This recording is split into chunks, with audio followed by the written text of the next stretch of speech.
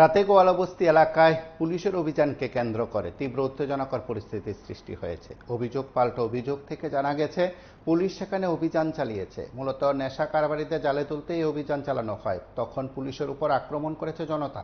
এই অভিযোগ করা হয়েছে পুলিশের তরফে। তার পাশাপাশি গোয়ালাবস্তি নাগরিকদের অভিযোগ যে পুলিশ সেখানে কোনো কারণ ছাড়াই সেখানে অভিযান চালিয়ে মারধর করা হয়েছে, আক্রমণ করা হয়েছে। তাতে নাকি গোয়ালাবস্তির নাগরিকদের মধ্যে কয়েকজন আহত হয়েছেন, তাদেরকে হাসপাতালে ভর্তি করানো হয়েছে।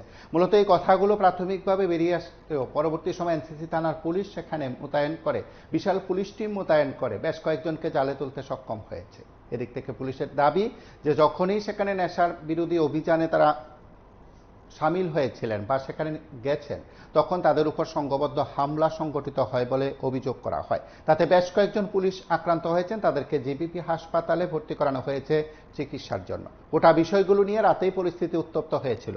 আমরা রাতেই বিষয়গুলো উত্থাপন করেছিলাম আপনাদের কাছে। আজ আরও একবার বিষয়টি উত্থাপন করে বলছি যে এই সবার মধ্যে পুলিশের বক্তব্য, যারাই আক্রমণ করেছে তাদের প্রত্যেককে সেখানে গ্রেপ্তার করা হবে। ইতিমধ্যে বেশ কয়েকজনকে জালে তোলার তথ্য পুলিশের তরফে জানানো হয়েছে এবং সেখানে হামলাকারীদের চিহ্নিত করে তাদেরকে গ্রেপ্তার করার ক্ষেত্রে পুলিশের অভিযান জারি রয়েছে। আক্রান্তদের কি বক্তব্য, হামলাকারীদের বিরুদ্ধে পুলিশের কি কঠোর পদক্ষেপ নেওয়া হয়েছে, আমরা ইত্যাদি শুনব। একটা বাড়ির ভিতরে আর কি ব্যাগ করবো আর কি সাইবার আসলে আমরা 10-15 জন আছি একসাথে আর কি।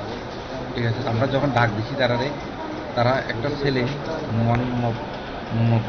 খাওয়ান আর কি ওনারা সবাই আইয়া হঠাৎ করে আমরা ওরা আক্রমণ করছে আর কি। আপনারা কি ইউনিফর্মে আছিলেন? হ্যাঁ।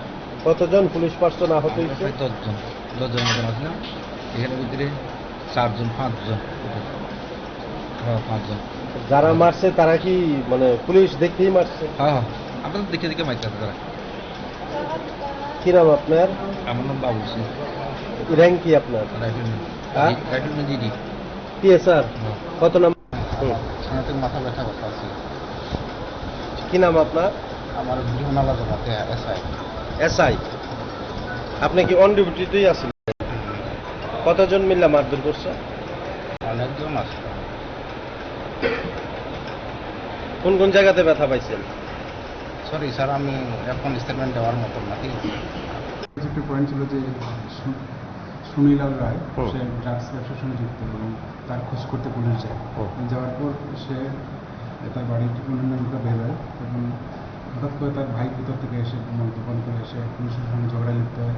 তারপর হঠাৎ করে আরও কিছু লোক এসে মানে টানা হাজরা পুলিশের ফিজিক্যাল অ্যাসেট করতে শুরু করে। তারপর তাদের এই চিৎকার চেঁচামেচি বেশ 50 থেকে 60 জন লোক জড়ো হয়ে যায়, একটা বিশাল একটা তৈরি করে এলাকাতে।